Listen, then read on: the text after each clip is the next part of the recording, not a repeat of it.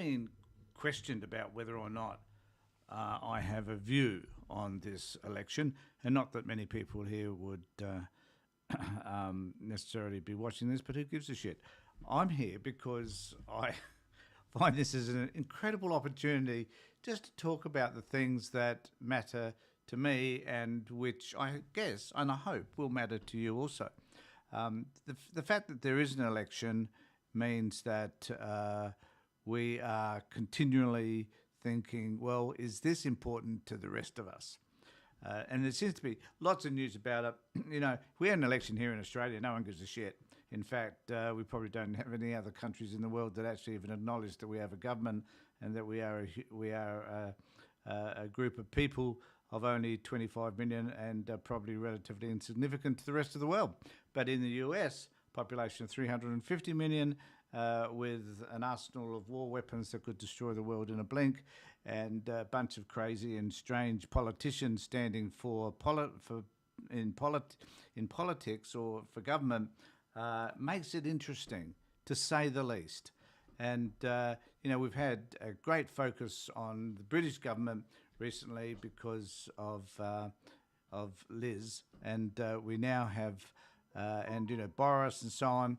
And we now have a government in Britain that at least appears to be relatively stable. And that's mundane. But in the United States, it's all over the place. No one really knows what's going on. No one really seems to care. And so, well, I guess that's not true. People do care. But the question I'm asking myself is this really important? And someone asked me today, who do I predict is going to win? And I found myself sitting on the fence. Now, I'm sitting on that fence because it's a very, very uncomfortable fence. But because I'm kind of ambivalent. And this is what I reckon. I reckon that if the Republicans win in the US and have control of the Senate in particular, and maybe even the House of Representatives, if they do and they then have control of the government, where does that leave Biden? Is he be able to push through any of his agenda at all and have any legislation that he wants presented passed? The probably answer to that probably is no, or very little, or it'd just be a major struggle compared to what it was when there was a 50-50 Senate.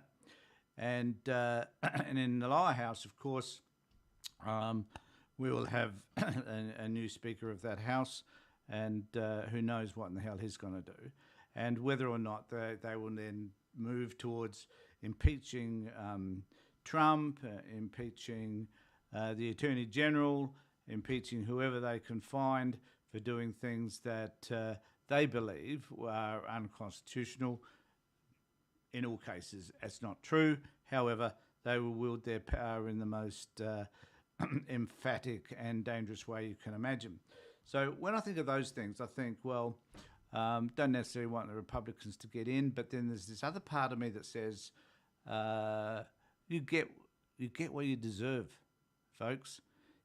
If you're going to elect these sort of crazy right-wing demagogic type people into Parliament, then you deserve it. You deserve it. And the other thing is, the might of the United States has been dwindling with Trump, and it's dwindling even further right now, I think, and that this would be the downfall of the United States. I feel sad for the people that live in the US who don't want their rights taken away from them, who believe in social security, who believe in the rule of law, who believe in the right for women to choose and to make those decisions with their doctors about what they can do with their bodies.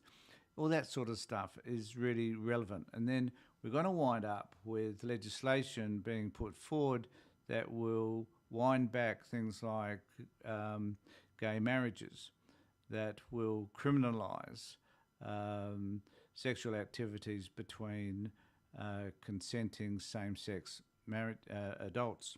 So we're going to wind up with a catastrophe in the United States that's going to take them back 50 years if the Republicans get in. if the Democrats get in, what in the hell is going to happen then? Because we're also looking at a revolt. So who's going to accept the election result if you're a Republican and you lose? There's about 300 Republicans who deny that the last election was fair and equitable and who believe that that election was stolen. So will they accept the result on this occasion if they lose? Probably not. Will that throw the whole system into disarray because they'll have to go to the courts in order to get some sort of decision made around all those election issues, and the courts will just be simply overwhelmed by all of this. And so what happens then? What do we do? What do they do then when they can't govern because there's so many disputes happening about particular seats and who won and who lost? And then, if the courts agree with, or if the courts basically say that the election was fair and that the person who won that seat should be the person elected into that seat, if that's the case and the people still say that that's not right, that it was still stolen, are we going to find that there'll be trouble on the streets? Will there be rallies? Will there be people like Donald Trump and others making a stand against or making a stand actually for this notion around a stolen election? And what sort of troubles will that create for the country as a whole? I think it will throw them into a pit of fire that will eventually mean that it will be the crumbling of their democracy. They always talk about the democracy as being a tenuous thing. Here in Australia, under the Westminster system, and for most other Western countries that were colonised by the British, I hasten to add, most of us believe that our system is relatively stable. Firstly, some of us, well, not, I was just going to say some of us, not all of us have preferential system or proportional representation. I mean, they do in the UK, they have first past the post, but here in Australia, we have a preferential voting system which allows, and certainly a proportional representation in the Senate, allows minor parties to participate in government, or at least in the decision making, and can put legislation forward. Whereas in the United States, there's simply this two-party preferred system. So there comes a time, I guess, where the United States is going to have to look at the way they construct their electoral system, because it simply needs to change. In this day and age, with all the issues that are out there, it's unsustainable. And it just gives these two warring parties an opportunity to be able to throw stones at each other and to not necessarily bring about any reasonable decisions, because there are no other parties participating in this conversation. So hopefully, I guess my hope is that at the end of the day, change will occur. That regardless of what happens, things will settle down and people will start to take a much more reasonable approach towards elections in general, that when someone wins, they will accept that that is the winner. Someone loses, they'll accept that that is they're the loser, and they will simply move on and go to the next election.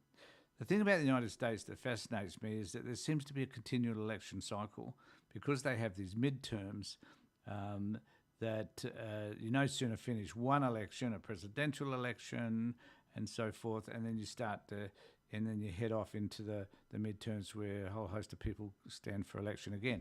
So, and it seems to be this continual cycle. There's nothing but politics in the United States. I guess I spend a lot of time in this bubble looking at YouTube videos on American politics, and that's my bad. But it interests me because it fascinates me how dysfunctional they are.